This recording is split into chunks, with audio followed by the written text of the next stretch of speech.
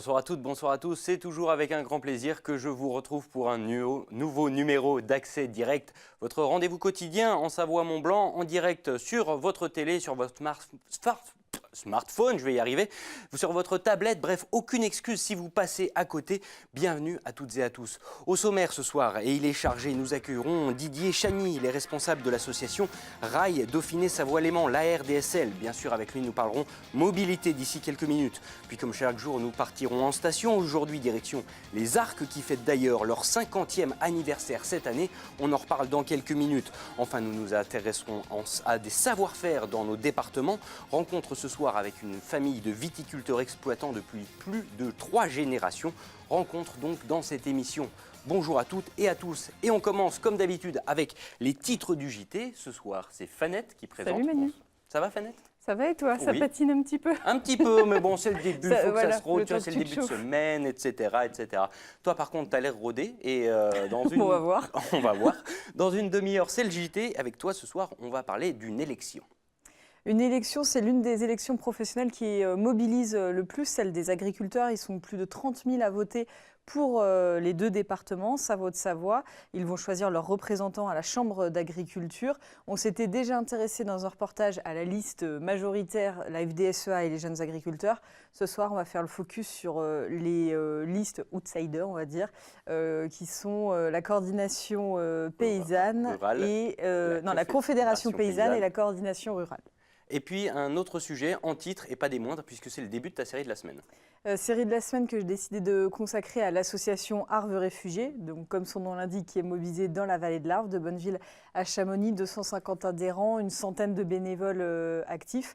Donc ce soir, on va s'intéresser vraiment au fonctionnement de l'association, aux bénévoles, leur mission. Ça parle des réfugiés. Donc. Et oui, voilà, leur mission. Donc ils accompagnent et soutiennent des réfugiés, notamment les jeunes réfugiés. On a hâte de voir ça, c'est dans une demi-heure, c'est au JT. Restez fidèles bien sûr à l'info sur 8 Mont-Blanc. Et pendant que je te tiens, on va enchaîner avec la revue de presse.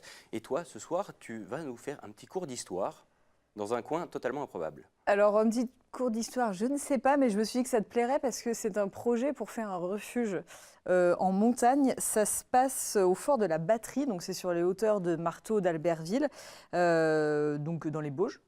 Si je ne me trompe Tout pas. à fait. Et donc l'association Pour que vive le fort de la Batterie est mobilisée depuis une vingtaine d'années pour rénover ce bâtiment, cet ancien bâtiment militaire qui était un peu destiné à la démolition. Donc au fur et à mesure des années, ils ont rénové la toiture, aménagé des pièces, notamment un dortoir. Ils organisent des événements comme des mariages pour financer cette rénovation. Et là, ils aimeraient aller encore plus loin et transformer ce fort en refuge, puisqu'il y a pas mal d'itinéraires de rando qui passent par là.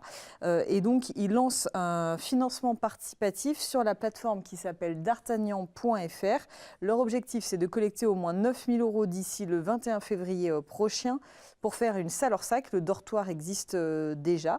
Et donc, ce futur refuge est situé juste au pied de la Dent de Cosse, que je ne connais pas, mais je pense que tu connais. Oh, c'est juste au-dessus de chez moi. Voilà. Très très belle montagne, très belle arête. Et donc, voilà, Manu, si tu veux participer, ça se passe sur d'artagnan.fr. Ok, ça sent C'est un chouette projet, donc je pense qu'on essaiera d'aller y faire un tour c'est ce pour que le je disais, JT. ça sent le vu d'ici. Vu d'ici, ouais, vu d'ici ou JT, à voir. Pourquoi pas. Je te laisserai y réfléchir. Un deuxième article, et on revient sur la course aux étoiles dont on avait un petit peu parlé hier soir. Voilà, ça s'est fait à peu près en même temps que Accès Direct et le JT, donc je voulais y revenir un petit peu plus calmement. Hier, on s'est surtout intéressé à la 3e étoile de Laurent Petit du Clos d'Essence. On va jeter un petit coup d'œil ce soir à ceux qui ont gagné leur toute première étoile. C'est pas rien. La région Auvergne-Rhône-Alpes a félicité les 11 chefs de la région qui ont leur première étoile. 5 sont en Savoie-Mont-Blanc. Et donc là, on peut le voir sur Twitter avec un petit focus sur Antoine Gras qui officie derrière les cuisines de la Table de l'Ours à Val d'Isère. Et puis, la plupart des chefs étoilés chez nous sont en station, mais pas seulement. Et donc, il y a aussi Frédéric Molina du Moulin de Léré. C'est un restaurant qui est installé à Vailly. C'est entre Thonon et Évian, donc du côté du Chablais.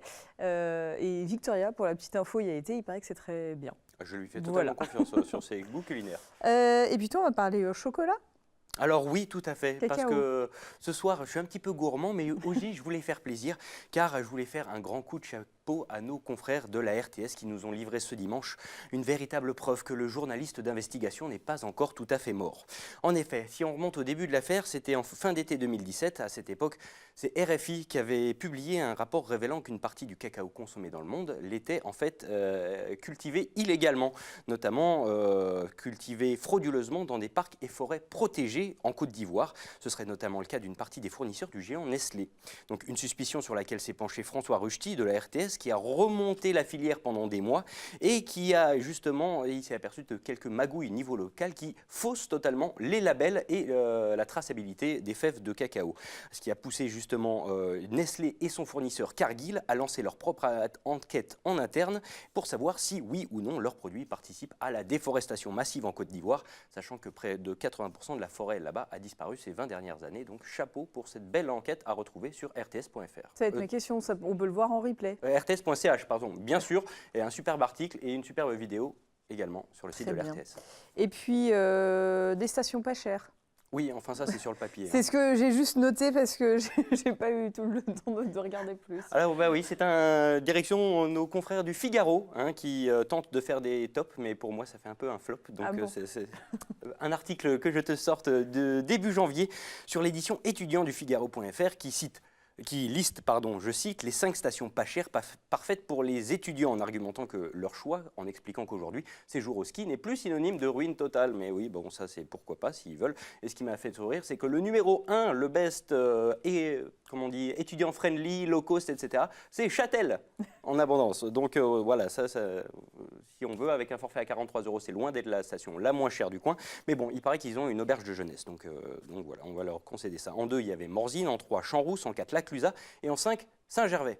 Bon, alors je suis d'accord, je ne suis plus vraiment étudiant, j'ai peut-être un wagon de retard, mais bon, si j'avais dû faire un top, je pense qu'il aurait été un peu foncièrement différent. Mais ça m'a fait rire, donc voilà, selon les Parisiens. Allez à Châtel. Merci beaucoup, Fanette. Manu. Bon courage pour la fin de l'écriture, et puis on se retrouve tout à l'heure pour le JT. Voilà. Et j'invite tout de suite notre premier invité, monsieur Didier Chani. Bonsoir. Bonsoir. Merci beaucoup d'être là. Vous êtes le responsable de l'ARD, c'est l'association Rail Dauphiné Savoie-Léman. On a beaucoup parlé de vous ces derniers temps, puisque depuis quelques semaines, depuis le 9 décembre précisément, les choses ont changé et vous dites qu'aujourd'hui, on est quasiment dans un phénomène d'enclavement du bassin annécien. Alors, si on parle du Chablais depuis des années, est-ce que concrètement, le bassin annécien, aujourd'hui, en tout cas sur le rail, est bien enclavé ? C'est vrai que donc depuis décembre, il y a moins de TGV pour aller à Paris. Il n'y a plus de TGV du tout pour aller en direction du sud de la France vers Marseille. Et même la desserte TER vers Lyon a changé, avec la moitié des trains qui sont maintenant avec changement à Aix-les-Bains, alors qu'avant, effectivement, il y avait une dizaine d'allers-retours par jour direct entre Annecy et Lyon. Et maintenant, il faut assez souvent changer à Aix-les-Bains. Alors, ça, c'est concrètement de néophytes, est-ce que c'est vraiment dommageable? Est-ce que tous ces trains, ils étaient vraiment utilisés? Oui, les trains effectivement sont quand même bien utilisés et quand même pour desservir Annecy, c'est quelque chose d'absolument utile. Après, c'est vrai que si on complique l'utilisation du train en instaurant des correspondances, ça va amener les gens à se poser la question de pourquoi pas prendre la voiture qui effectivement je peux aller directement de mon point A à mon point B, alors que si effectivement avec le train il faut subir des correspondances avec Aix-les-Bains, changer de train avec ses bagages, etc., changer de quai, ça commence à devenir compliqué. En effet, c'est plus compliqué, et sachant que ça fait sourire à quelques mois, parce que maintenant on est à moins d'1 an de l'ouverture du Léman Express, ça manque de coordination selon vous? Oui, effectivement. Alors, 2020, effectivement, la bonne nouvelle, même dès le 15 décembre de cette année, l'ouverture du Léman Express qui améliorera considérablement les relations entre les villes de Haute-Savoie et Genève. C'est vrai que dans le même temps, les relations avec Lyon ont tendance à se dégrader, surtout vu d'Annecy. Alors, j'imagine que vous avez fait un appel à la population, ou en tout cas aux politiques locaux. Qu'est-ce qu'ils vous répondent? Vous avez le sentiment aujourd'hui d'être entendu? Alors c'est vrai que sur la question du TGV, les politiques ont un peu réagi. Ils n'ont pas réussi à faire revenir en arrière SNCF pour maintenir les 7 allers-retours entre Annecy et Paris. Sur la question du TER, c'est directement les politiques régionaux qui sont décideurs. Donc là, il y a quand même plus de proximité avec les décideurs.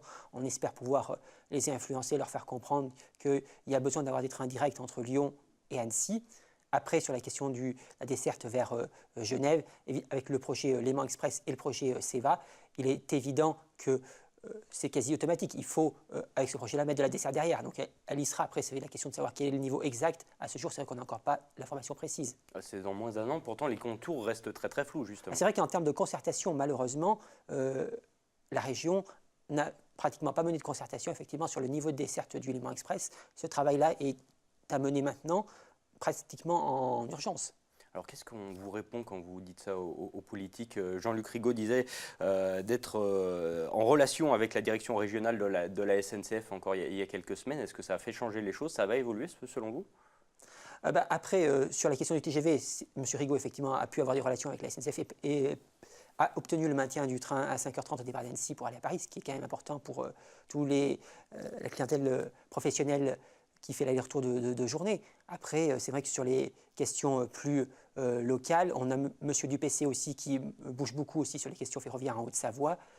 Donc on espère quand même qu'au global, on aura quelque chose de qualité pour aller à Genève en décembre prochain. En tout cas, les élus s'en rendent compte. Ils vous prêtent une oreille attentive? Oui, mais même si on espérait quand même que la région, dans les mois qui viennent, nous écoute plus régulièrement. C'est vrai qu'il y avait eu des comités de ligne qui ont été interrompus depuis plusieurs années et qui ont repris que ce mois-ci, en janvier, donc avec une réunion à Chambéry. C'est vrai qu'il y a eu quand même cette période-là sans concertation et qui a été préjudiciable.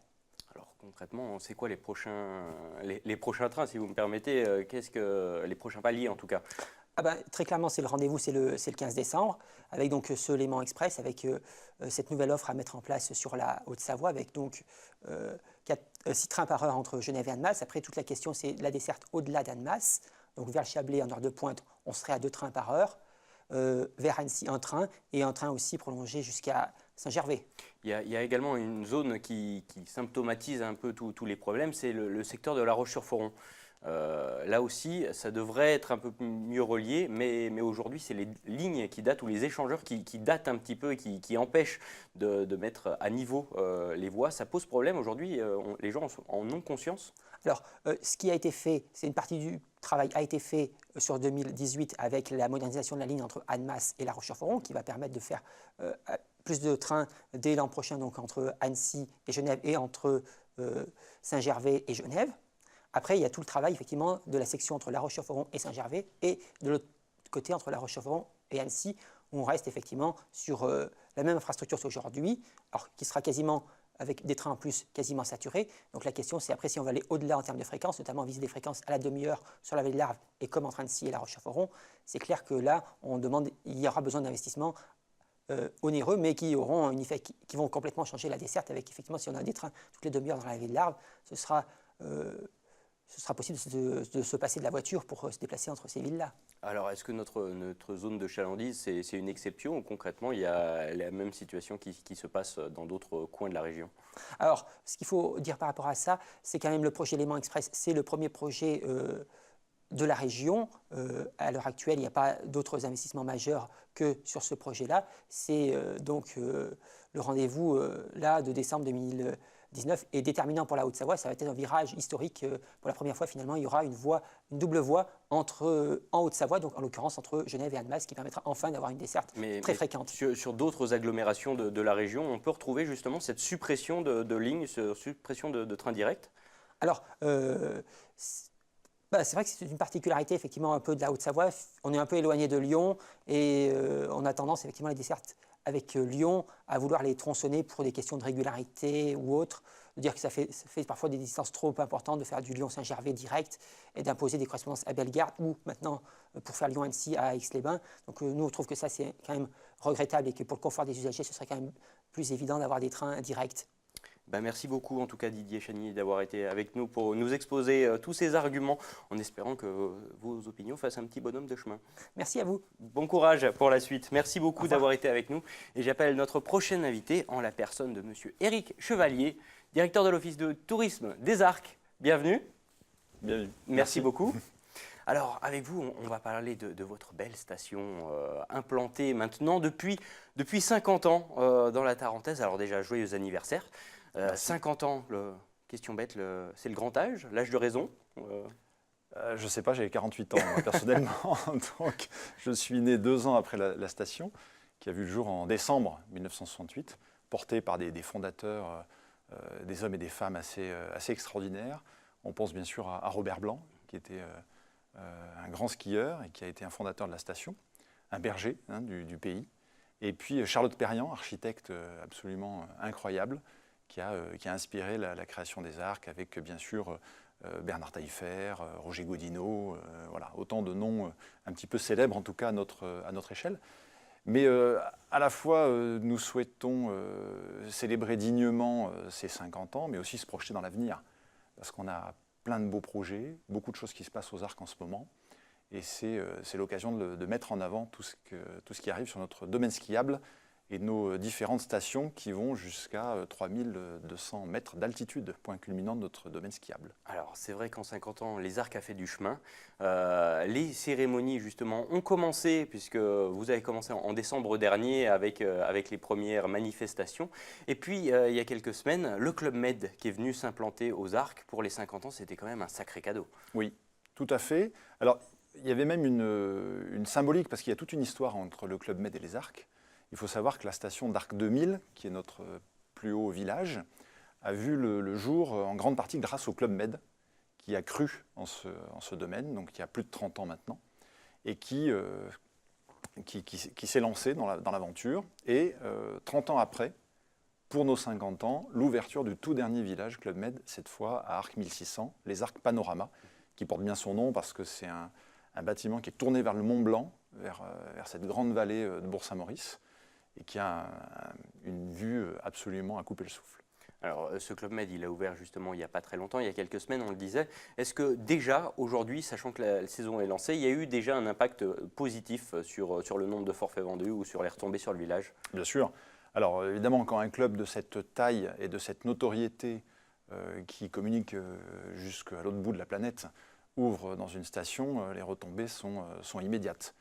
Aujourd'hui, on enregistre à peu près plus 11% de nuitées. On raisonne, c'est un peu notre unité de mesure, hein, la nuitée touristique, les gens qui dorment dans notre station et qui donc y skient. Plus 11% générés en grande partie par le club. Si nous n'avions pas le club, nous serions grosso modo à plus 2% de remplissage, ce qui est déjà honorable dans le contexte actuel. Mais voilà, un beau saut grâce au club. Bon, toutes les manifestations et les cérémonies vont se poursuivre tout au long de l'année. Les prochaines, ce sera à partir du 16 février et jusqu'au 11 mars avec des skis chauds. En quoi ça consiste? Alors, ski chaud, lorsque on vient à la montagne, il y a des grands classiques. La fondue et la descente au flambeau. Bien sûr. C'est l'incontournable, ça fait partie des vacances. S'il n'y a pas ça, on n'est pas vraiment en vacances à la montagne. Donc, chaque semaine des vacances scolaires, nous organisons une grande descente au flambeau avec les moniteurs de l'école de ski français, le SF, sur l'ensemble des sites, des arcs. Et on a l'occasion aussi de faire des petits tremplins pour faire des démonstrations de sauts, de faire un peu la rétrospective de toute l'histoire du ski sur le front de neige d'Arc 1800, Arc 1600, Arc 2000, Arc 1950 également.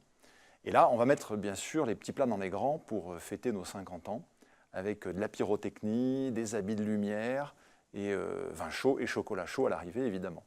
Alors, il y en a forcément pour tous les usagers des stations, mais sur les pistes également, ça va bouger cette année.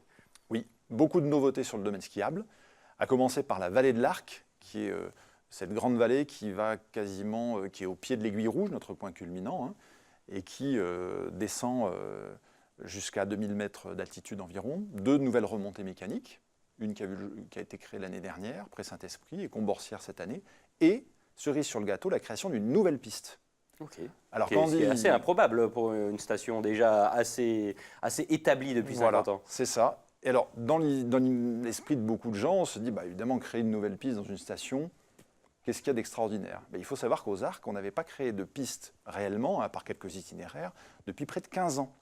Parce que quand un domaine skiable est à maturité, il y a les pistes, les remontées mécaniques, on ne crée pas forcément des pistes tous les jours. On renouvelle, mais on ne crée pas... Exactement. On améliore, on élargit, on aplanit parfois, on joue avec le terrain. Mais là, c'est une nouvelle piste qui s'appelle la piste du secret. Alors pourquoi? Je vous invite à venir le découvrir aux Arcs. Écoutez, avec grand plaisir.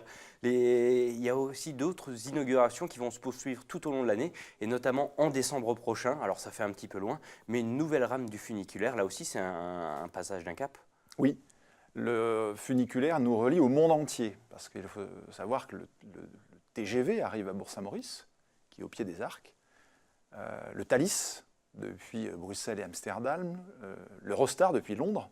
Donc nous sommes reliés au monde entier, mais en plus, pour finir ces quelques kilomètres qui séparent Bourg-Saint-Maurice des Arcs, il y a notre funiculaire depuis plusieurs décennies, et ça va être un peu la clôture de ces 50 ans en décembre 2019, avec un nouvel appareil. Alors on ne change pas le tracé, on ne change pas les voies. Par contre, il y aura une très belle nouvelle gare à Bourg-Saint-Maurice, connectée avec la gare SNCF, et de nouveaux engins, de nouveaux appareils, totalement vitrés, y compris la toiture, qui va permettre pendant tous les 7 minutes de trajet qui relient Bourg-Saint-Maurice aux Arcs, eh bien, d'admirer le paysage, la neige qui tombe ou le soleil.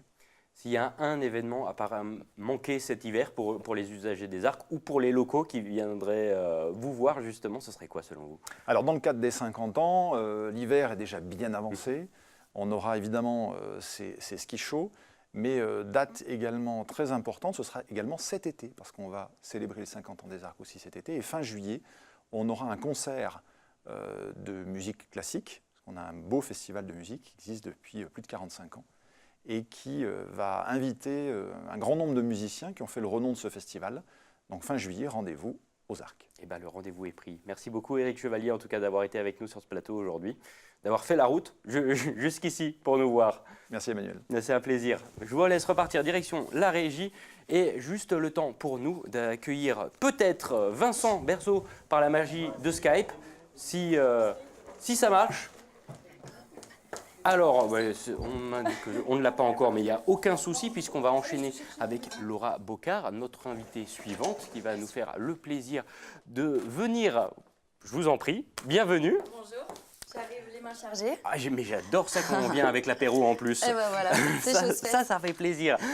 Bienvenue. Merci. Alors, vous êtes, on peut le dire, viticulteur exploitante. C'est comme ça qu'on Oui, dit. alors c'est mon papa qui est viticulteur exploitant et donc moi je travaille pour lui dans le domaine familial en tant que directrice marketing et commerciale surtout. Alors, vous allez tout nous dire parce que c'est vrai que votre famille a ça un petit peu de particulier, qu'elle est depuis des générations et des générations sur la commune de Poncières. Poncieux, pardon. Et qui fait du vin, justement, du haut budget, l'appellation budget. C'est ça. C'est tout un art, j'ai envie de dire. Il faut venir vous voir pour goûter ces petites bulles ou pas. Oui. Et vous avez des cépages qui sont, justement, presque centenaires, à ce que j'ai compris. Oui, tout à fait. Et c'est surtout que l'appellation budget n'est pas très connue et justement manque un petit peu de visibilité. Donc c'est pour ça que c'est très important pour nous de faire partie de ce genre de manifestation. Et donc c'est vrai que l'AOC budget on connaît très bien le Cerdon, hein. Le Cerdon dans le budget, voilà, c'est vraiment notre best-seller. On peut dire mousseux ou c'est oui, on peut dire mousseux. Je sais pas, bien je veux sûr, pas faire de bien blasphème. sûr, non, sans problème. Et voilà, donc dans le budget, il y a le Cerdon, c'est comme le poulet de Bresse-en-Bresse, quoi. C'est vraiment le produit local de la région. Et donc nous, on est donc un domaine familial depuis des générations, puisqu'on a même retrouvé des archives datant de 1650, comme quoi les Bocards avaient déjà des vignes et faisaient déjà du vin. Bon, c'est vraiment professionnel depuis 3 générations. Et là encore plus avec moi et mon papa, mais voilà, c'est quand même une histoire de famille de longue date. Alors comment on arrive à faire perdurer et évoluer un vin qui est quand même connu et reconnu depuis plusieurs décennies, voire plusieurs centaines d'années?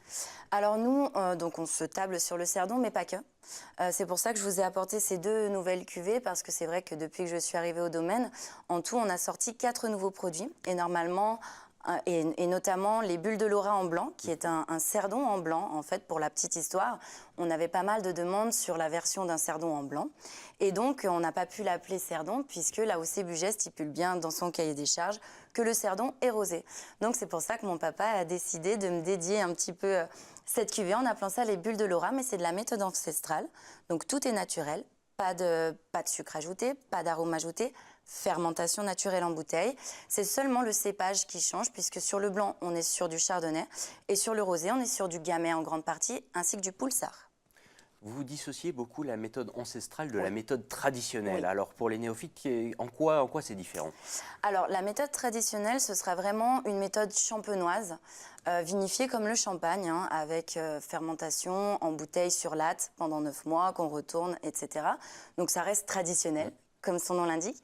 Tandis que la méthode ancestrale, on est plus sur un vin naturel entre guillemets et surtout plus fruité, dans le sens où c'est un vin qui fait que 8,5 au niveau du degré d'alcool, puisqu'on stoppe volontairement la fermentation.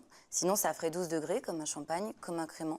Mais le fait de stopper la fermentation, en fait, on conserve une partie du jus de raisin, tout bonnement, qui reste infermenté, d'où ce côté sucré et fruité, mais entièrement naturel.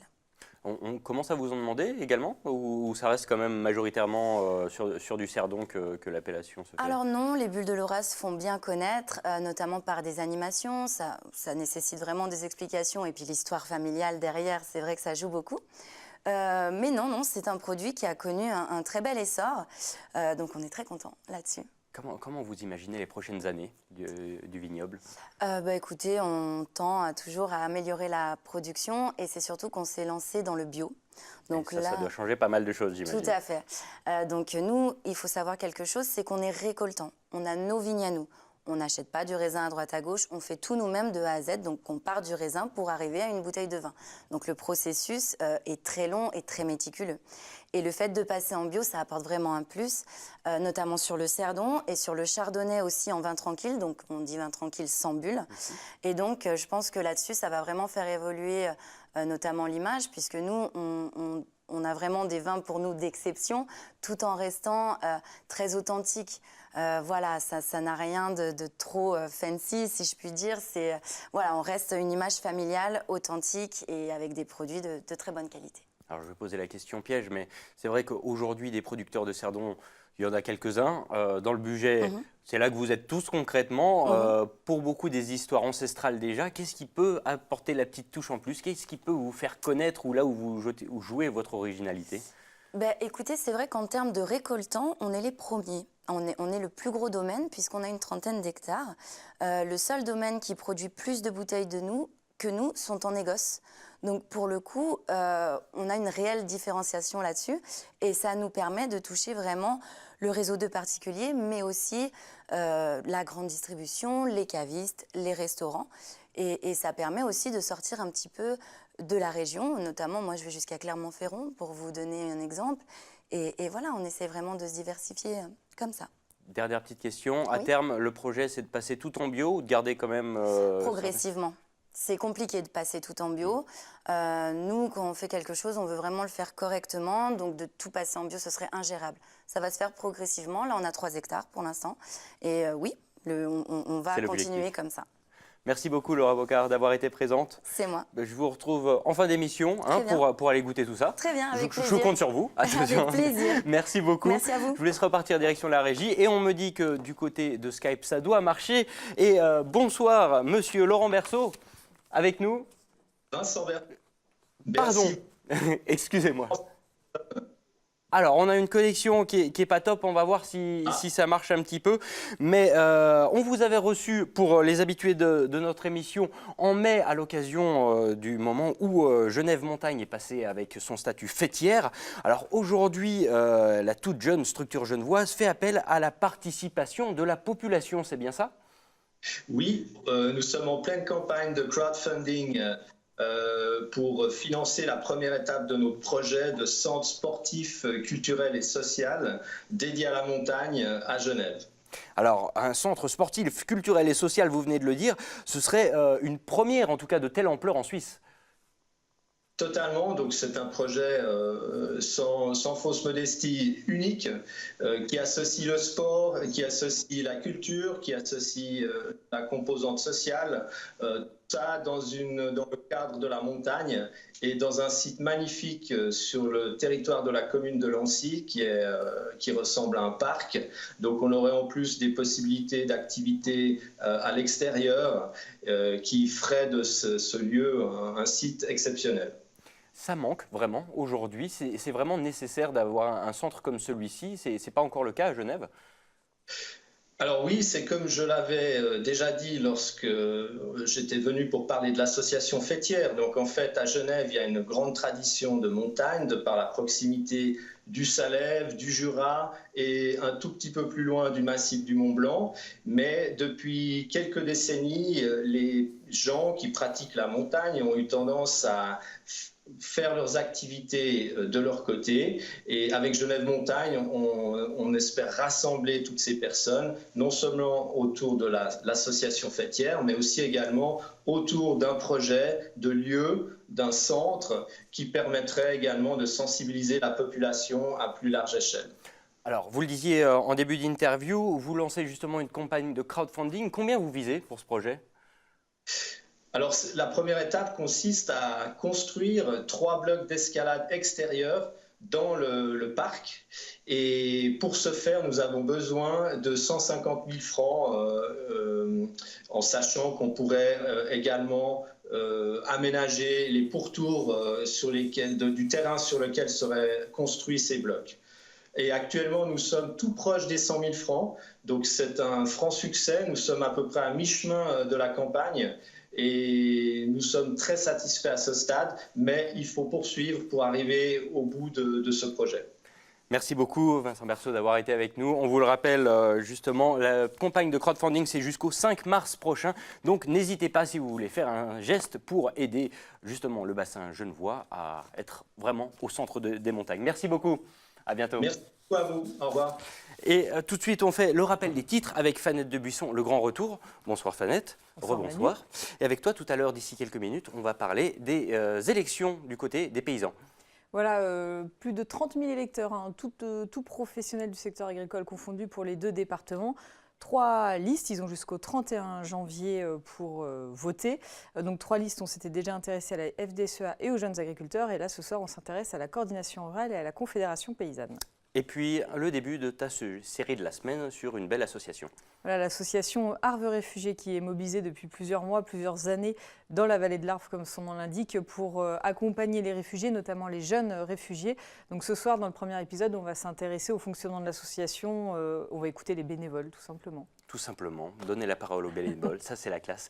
Merci beaucoup Fanette, c'est dans quelques minutes, c'est dans le JT, mais ça c'est juste après la pub. Restez fidèles, à tout de suite.